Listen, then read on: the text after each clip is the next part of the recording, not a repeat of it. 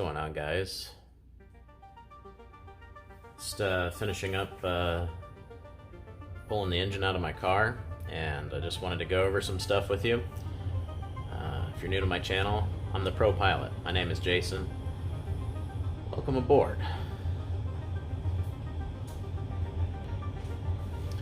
I've got a lot of stuff I'm up to these days with this car. Not flying, so I'm trying to stay busy, and blew a couple seals out of my engine from running excessive boost, so looking to not double my work. So I'm just going to go ahead and put a built engine in that I was already planning on doing in the near future. Just didn't think it would happen while I'm not able to work. So not exactly the perfect time for all this with finances, but it is what it is. I'm going to do the best that I can to do this economically and correctly. I don't want to cheap out on something and cause a major problem. So this video is going to be a DIY Mark IV Supra engine pull video.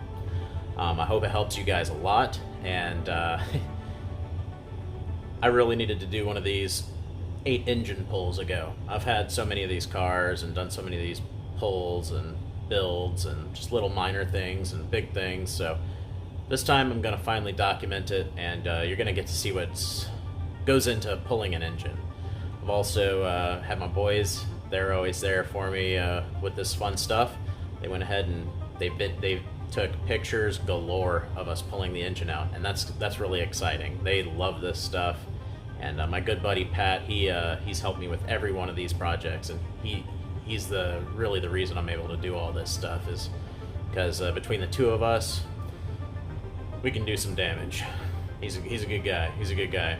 So this engine pull video, I'm going to go ahead and get started, guys. Everything that you need to know about pulling the 2JZ, whether it's turbo or non-turbo, because I've done them all, out of your car, and hopefully minimize damaging things because you forgot to pull them. And you'd think you'd be able to see it. There's just too much stuff going on.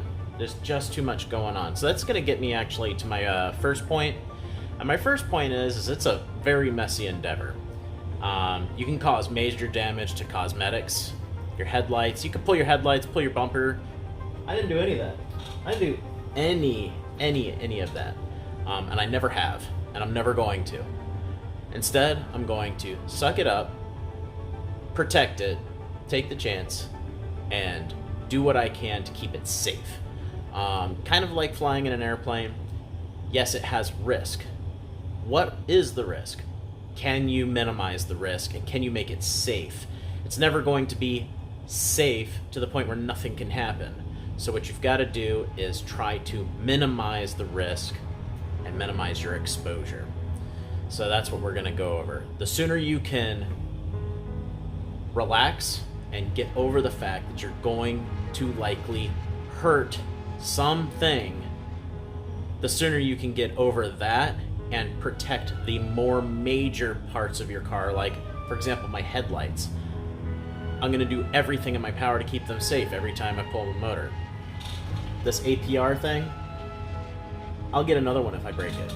I'm not pulling it. I'm not spending even 5 seconds pulling that thing. Some of you may not agree with that, but I protect it. Put pads on it, did all that. Ultimately, still couldn't even use them. So, you know, it's one of those things where am I going to spend half an hour taking my headlights and my bumper off and then put them on the floor and possibly step on them? Doesn't make any sense. So this, I feel, is the best way to pull an engine. I'm not exaggerating. I think it's been about 8 times that we've pulled an engine now on a Supra. So let's get started. You're going to have to remove your radiator. Upper and lower hoses obviously off the block, and the head, and then next you're going to set that thing somewhere safe. You don't want to bend the fence. Next you're going to want to disconnect the starter power. I'll show you where that is on the engine here in a minute. I'll go over everything. The starter is going to be down here on the, this is going to be reversed because I'm in selfie mode here, but basically it's going to be down by your oil filter. a little bit further back if you have a stock oil filter location. Next, you're going to want to remove the power and the ground, or you're going to want to remove the ground from right here on the body where it's next to the stock battery. In addition to that, you're going to want to pull the throttle cable out or secure it off to the side. I secured mine off to the side, and at some point while we were pulling the engine out, it got snagged and we kind of yanked at it. I'm going to have to check to see if it still works or not. We may have stretched the snot out of it. We'll find out. I do recommend, if you're going to keep it in, just tuck it over, tuck it down into the fender well. That's what I could have done differently. I didn't do exactly that. That's the only thing I can suggest on that. Some of you guys that are in my Supra owners group would know that I was asking, can you take the engine out without taking the compressor off?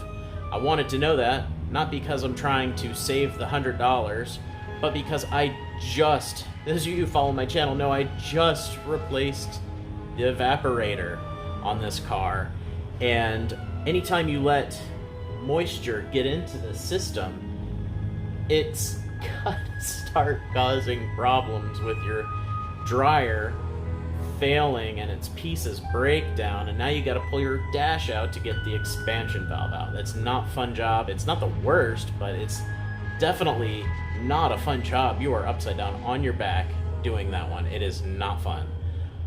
So definitely, if you're going to disconnect the compressor, there is an E10 bit that you can use. I've actually got it right here.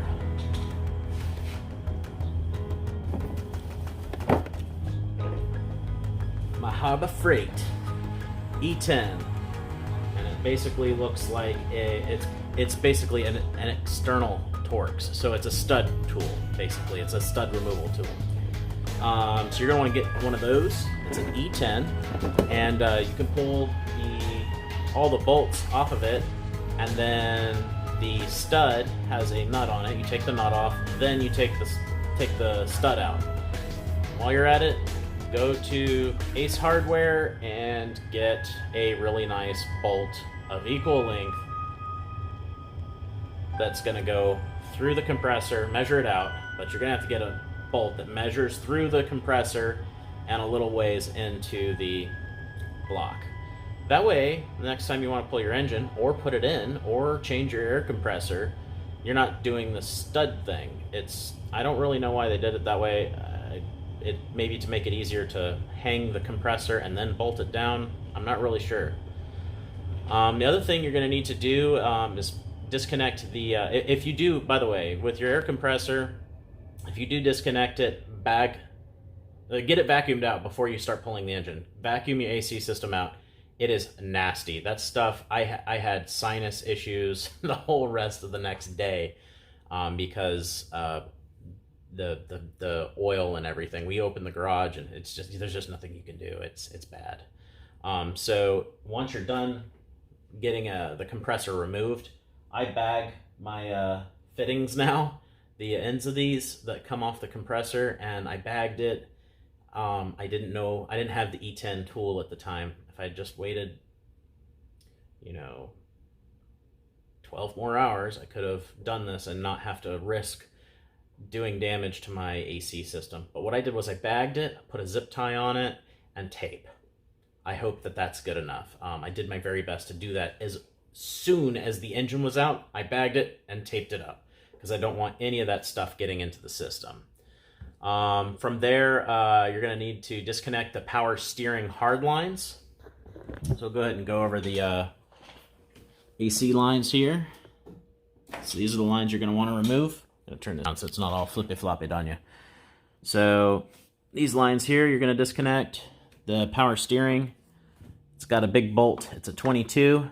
Remove the hoses off the side of the engine if you want to, or you can take this whole thing off. I think it's easier to just take the bolt out.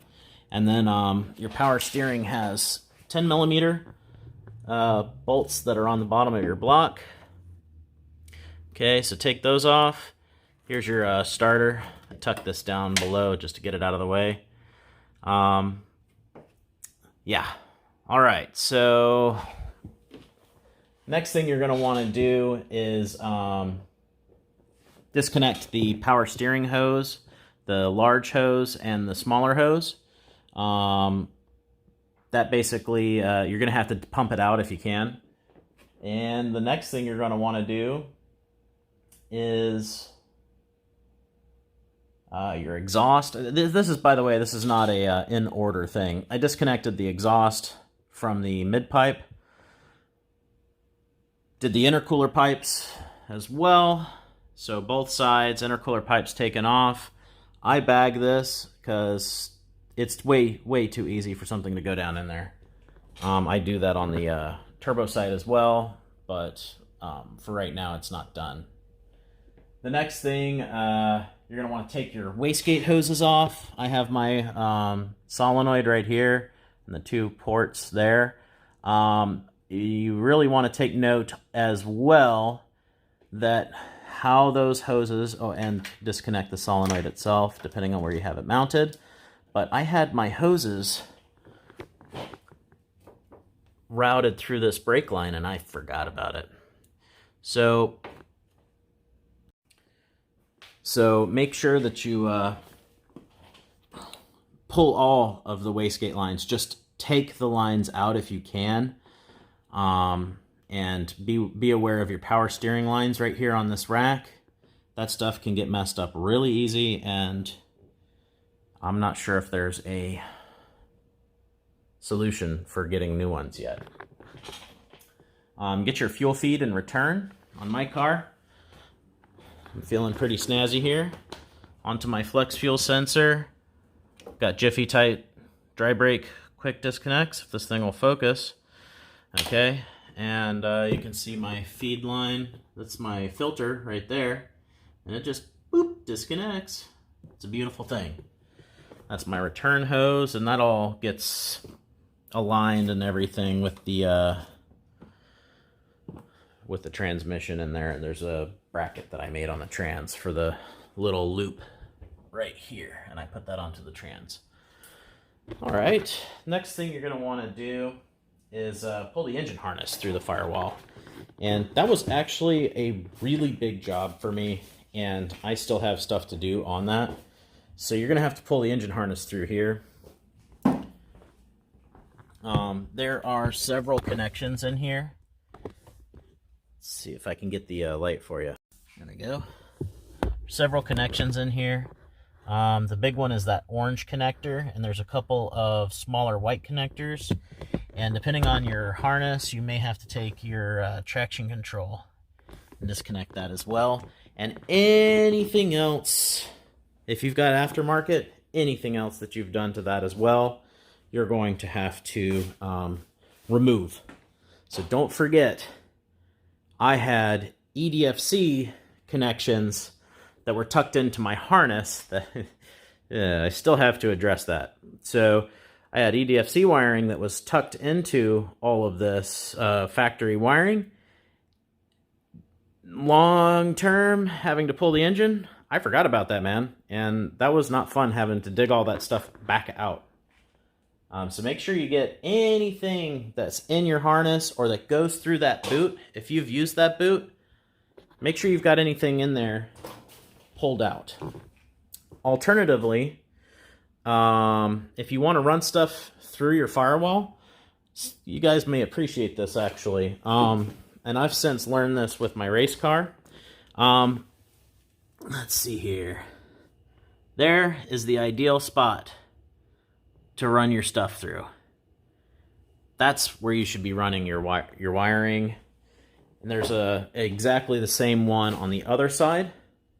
And you don't have to cut it. You can just give it like a little slit, just a very small slit, and everything will pass right through. And then you can tape it if you want or whatever, and it'll be nice and tight. So try to avoid running the stuff through your factory boot if you can. I am certainly going to reconsider how I routed my wiring during this build.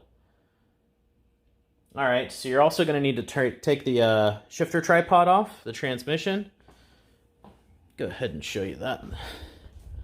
So there's a couple bolts There's a bolt here, and on the other side, same spot. And this is a nut. Okay, so you're going to need to take your shifter out as well. This is I believe a 12. So just pull this boot down, and you can see there's kind of like spot for like a plate. There's a couple of screws you can disconnect there. I took the shifter out, and it really was the easiest way to do it. So that way my nice shift knob didn't get banged up on the ground when my tripod fell to the ground. As far as the starter, I'm going to show you my starter, so you can kind of get an idea where that's at. The connection for it is right under here, and then it's got a little plastic connector as well. Be gentle, obviously. And that actually brings me up to another thing. Don't forget, you can see how bad my oil pan was leaking. It's so bad. All right, so that brings me up to my other point. Here's my oil filter relocation kit that I made. Or, it's not a kit. I made it myself. It's self-made. Look at my fancy plate. It's so beautiful, right? But no, in all seriousness, that's one of the greatest mods I've done to this car. But as you can see, it got hung up on the cross member back there. So just keep that in mind. Also, keep in mind any other aftermarket wiring that you may have done. Let's see if I can get that to focus. Probably not. There we go. Yeah, my flex fuel sensor wires got ripped out, unfortunately, and that was a major bummer. But again, this is what I was saying, like, just accept that it's gonna get damaged and you won't have to worry about it, okay? $10. I've got a new connector coming. It's not a big deal. I'm okay. I'll be okay.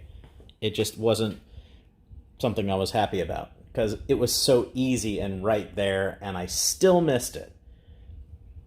All right, so here we go. Back on to the removal stuff. Obviously, you have to disconnect the engine harness from the ECU. That should be obvious. All right, let's see here. You may have to, you'll definitely have to also, while you're doing your shifter and tripod, you're going to need to do your drive shaft. Those are 14s, I believe they are. And might as well just drop the whole drive shaft. Don't let it get in your way. You can leave your exhaust on, but the drive shaft, just a couple of bolts here. You can see Pat is the man. He knows to put those things back so we don't lose them. You can see the trans mount. It is easier to just go ahead and take these off first of the trans. And these are just nuts on here. So you just take the nuts off. Piece of cake. Leave these bolts. Leave 2 bolts on each side. Leave 1 bolt for each one. So you'll have 2 bolts left. Okay, so that way once you take your motor mounts off, so you're going to take the nut that's on the bottom of the motor mount off. You can see I've kind of got this thing jacked up kind of hokey, okay? Those are 19s. The trans mounts are 14s.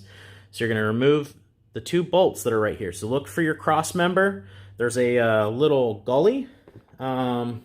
It's honestly impossible to see. If you see a little channel that looks kind of like a triangle on the bottom side, that's it. If you feel your hand in there and you feel a giant nut with a stud, that's the motor mount bolts.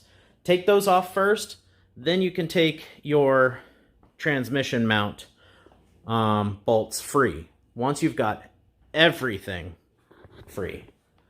From there, you may also want to just do one more walk around of the car. We did this a couple times. I missed my flex fuel sensor. I did. My wideband wiring harness was right here, going up into the boot. You know, I missed it initially. We got it to clear, but it is something to watch out for. Oh, also, since I did this so long ago, I had to remove, you were going to want to remove your catch can hoses. I had to remove my catch cans entirely because of some other stuff I was doing in that general vicinity.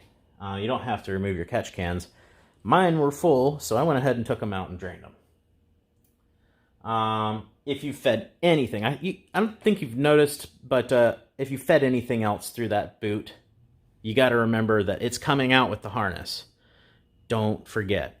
The next thing you're going to see is those two hoses right there. They are so hard to get to. If you've got a complicated turbo setup like myself, it may be next to impossible to get these two hoses off from here. It's just, and look at the way that I put the way that I put that hose clamp on is stupid. I should have not put it on that way. I should have put it on this orientation so I could have gotten it off. That is about one of the dumbest things I've done. But, you know, this has been a 3-year project, so I'll give myself a pass. So you're going to take these two hoses off from here.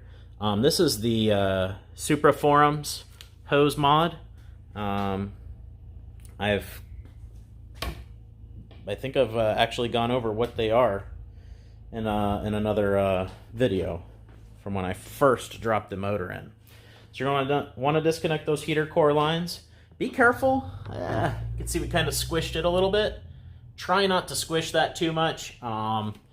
If it doesn't seal, you cannot buy a new one right now. And one other thing that you're going to have to do is you're going to have to remove the wiring harness from here and from your EFI connectors. NA cars have one main connector and turbo cars have two, so be aware of that. There's my connector is broke, so I've got two on there now. And you're going to need to remove all of this here. So this is off your Ignitor Pack. If you have the original turbo and OEM turbo injectors without an aftermarket ECU, you're going to need to remove the OEM injector pack thing. I think it sits on one of these strut bolts on the factory strut. I can't remember because it's been so long since I had it, but it was somewhere over here. So you'll need to disconnect that as well. I think that's pretty much it. So the name of the game, once you go to pull the engine out, I didn't have both of my hooks. We had the hook here, we put that on. I didn't have a hook, so we used a bolt. So we just used a really, really nice looking bolt. I'm joking, but it's not a nice looking bolt.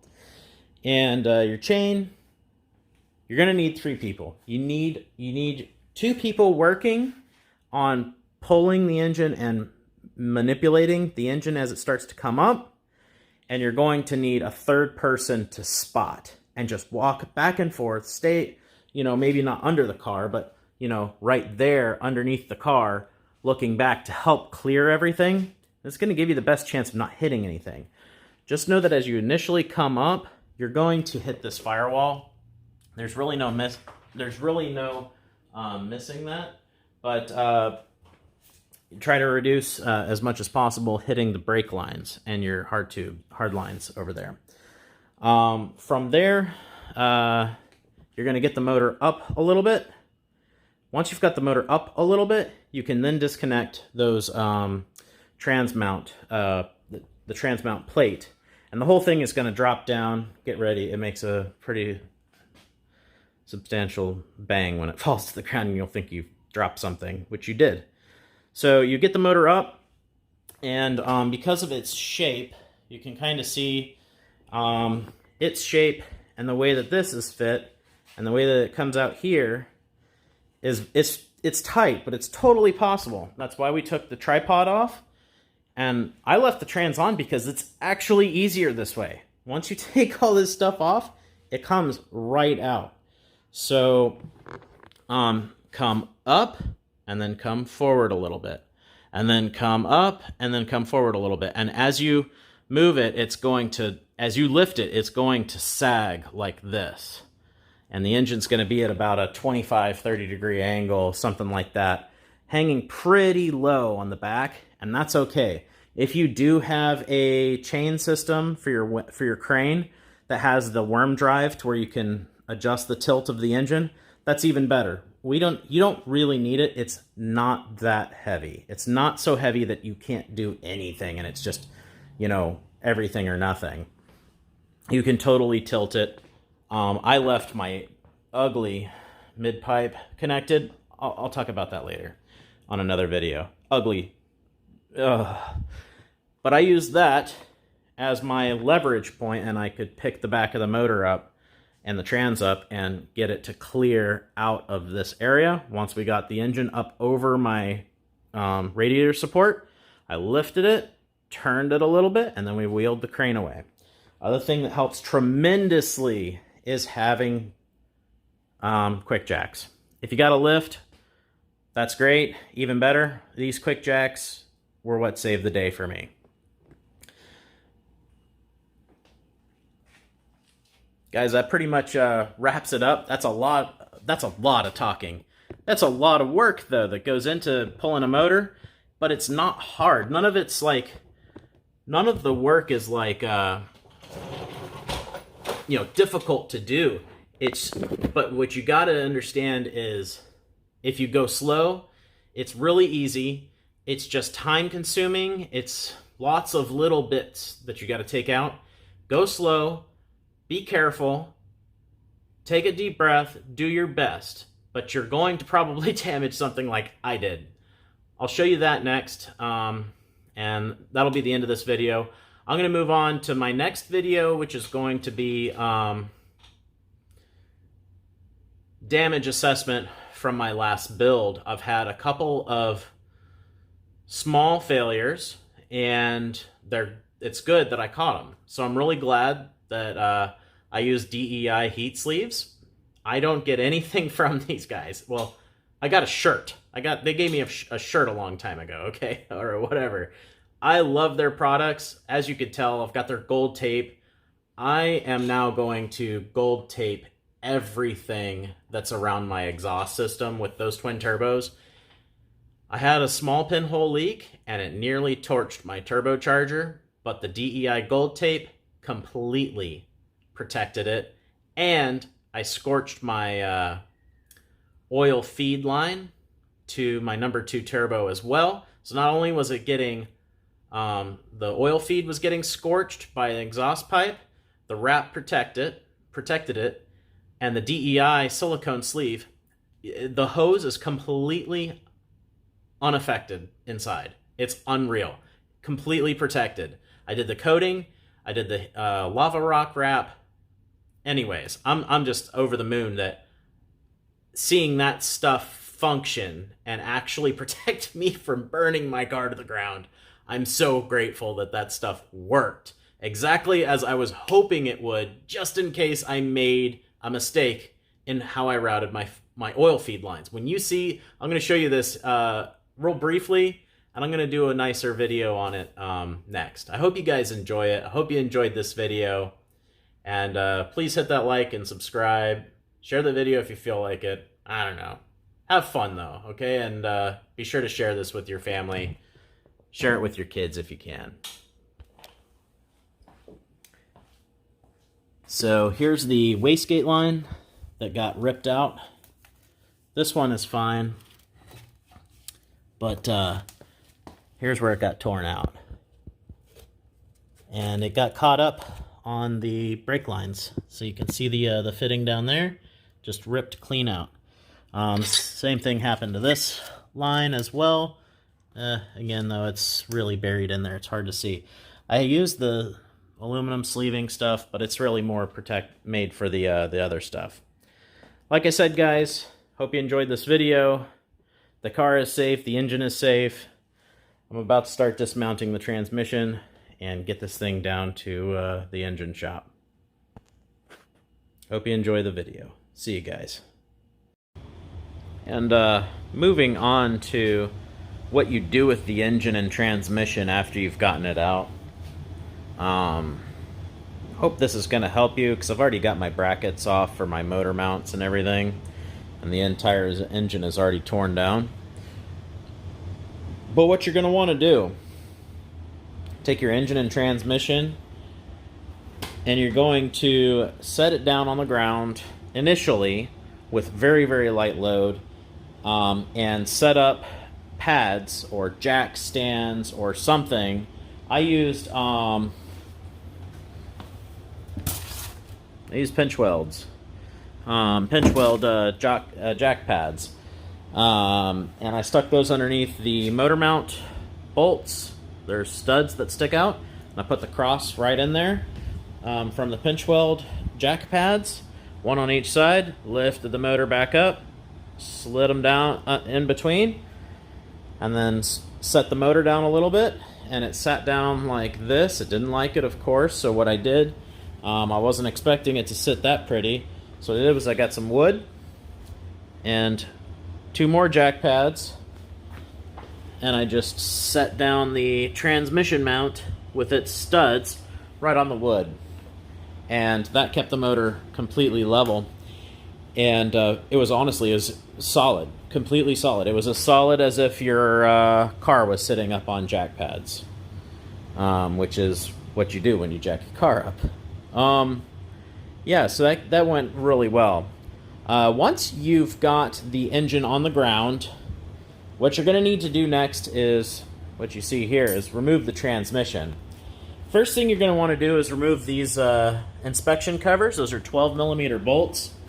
So 2 12mm bolts on either side. The covers slide out this way. They'll slide out and then remove. What you'll want to do is come over here to this side. Take these 2 12mm bolts out. Okay? And that's going to take your slave cylinder off, and that's going to get the pressure off of your clutch fork. So what you're going to do then is, through this access panel, you're going to look in and you're going to see the fork.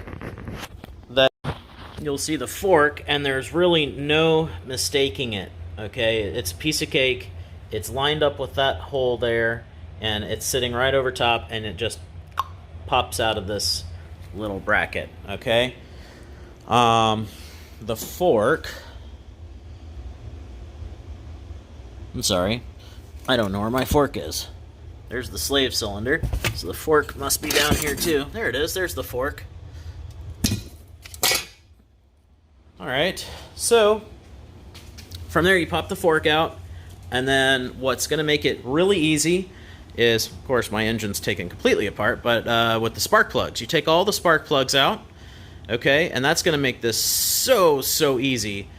I had my son with a 22mm socket and a breaker bar, and I just had him turn the crankshaft, okay, in the same direction. Once you got it to, one of the bolts in sight of this side only, I just did one side. Had them rotate it, hold it still, break it free, rotate, break it free, rotate, and I would do that until they were all free, and then I would progressively loosen them and continue to rotate. Once they were all nice and loose, I just ran them out with my fingers. They're nice and easy to turn out. Granted, my clutch uses 6mm hex bolts. So once you've got that, the flywheel, which is going to be attached to the crank, that's the back of the crank right there. The flywheel, which is attached to the back of the crank, is now completely separated from the pressure plate, and those floater discs and clutch discs are now all free. So when you pull the transmission out, it could just drop out. So be aware of that where you've got this thing placed. Make sure the ground's clean, and make sure that you've got the motor maybe just tilted back a tad when you get ready to pull the transmission off. So that brings me on to the next point, which is pulling the transmission off. You're going to need a 14 angle socket. So if you've got a breaker socket, impact socket that's got the swivel, you're going to definitely want that because, well, these two 14s, piece of cake. Then these two 14s that are down here on the oil pan, they are rear facing. So they actually come through the block here, okay? And through the block, well, actually the oil pan, excuse me, the oil pan. Then you've got two 17s here, okay? They might actually be 14s as well, I can't remember. But then the rest are all 17s. These two are 14s for the starter, and they're really long bolts. Be aware, You should have the power taken off on your car. Be aware, your starter is going to fall. You need to make sure that you got the wires disconnected and the power disconnected to your positive on your battery and the ground. Why not just do them both and keep it all safe? Once you've got everything off, once you've got these all of these bolts off from the bell housing, okay, there's really nothing else. There's a couple bolts. There's 2 bolts that go from the front back down here on the bottom, and then there's 2 bolts on the bottom that go from the back forward. Once you've got those, your transmission's free. It should just come off. If it doesn't just come off, you missed a pressure plate bolt, or you forgot to take the clutch fork out. Because not all of these discs are going to want to slide on this spline very freely. Now, it is in theory that you could just take the clutch fork out with the RPS triple and loosen the pressure plate bolts and then not remove them entirely, and then take the bell housing bolts off and take the transmission off. But you run the risk with the RPS triple, because they're carbon pads. You can't really see the pads in there, but they are carbon, and if you side loaded it as you're pulling the trans off, you could damage them. By taking the pressure plate bolts completely out, they're allowed to free float, and the transmission, literally with 2 hands by myself, I just went boop, and the transmission came off. And this is, of course, while it was still on the ground, nice and low, sitting on 2 jack pads. Now, in order to get the engine up off the ground, off of these jack pads, which also is another point, once you got the transmission off, make sure you have a couple of jack pads underneath your damper here. That's going to give it something to rest against without banging it. I don't know, it's probably not going to hurt it, but it's not the best either. So once you've got the engine supported on the backside, moving on to hanging your engine, take your bracket out of your engine stand, and you're going to need M12 1.25, I believe they are, and I got some pretty hunkin' long bolts. These went all the way through. Basically, take your longest 17 millimeter bolt that comes out, take it to Ace Hardware, and measure from the length of the thread to the tip of the bolt and extend the bolt by that much more. That's how much longer the bolt needs to be, is basically double the thread length. Put your bracket, once you got your bracket off of your stand, you're going to pull the pin, undo this, and you're going to line everything up, put 2 bolts in up here, and on the block still, not the oil pan. So here's what I didn't realize. You know, I know this, but I just didn't realize, I wasn't thinking about it. Block, oil pan. You don't want to hang the engine off of an aluminum oil pan. You probably could. It'd probably be just fine. I don't think it's very useful for you, though. Why would you hang it off of the oil pan? Think about it. You have to pull the oil pan. If you're pulling the engine to take it apart, you're going to need to be able to take the oil pan off. Okay, so I almost hung my motor with the 2 lower bolts. That would have been a showstopper, and I would have had to go back and start all over again, take the engine off. Okay, anyways, hang it on these 2 lower right block bolts, not the oil pan bolts. These 2 uppers, okay, tighten everything all down, okay? Then you can raise the motor up and get it up higher than the jack, or to the motor stand. And I just lifted the motor stand up and slid it onto this rod. Once this rod's through, you slide your little handle through, put the cap on, and put your lock in. You can lower the motor down. Easy peasy. You got a motor off. From there, whew, there's so much more work to do. Hope you guys enjoy this video. I really hope you did. And I can't wait to give you more updates and do some more fun stuff. This stuff is fun, but it's scary for me because I don't want to drop my motor. So I'm going to take my engine over to the machine shop. I'm going to be doing some repairs on this guy. The looks like this balancing tube for the 2 manifolds sprung a leak, and it didn't. I think it cracked. I'm not sure. It looks like it cracked a little bit because some stuff got scorched that was nearby. Thank God for the DEI heat sleeves and everything, because all of my hoses and everything are in perfect condition. Anyways, guys, I hope that helps. I hope you enjoyed the video. Here's a little shot down the engine of everything taken off, power steering, AC, all the brackets and studs removed, stud removed for the alternator, bolt and everything taken off there, the crank sensor, everything is off. I've got Bosch knock sensors. Yeah, and you can see with my pistons, 1,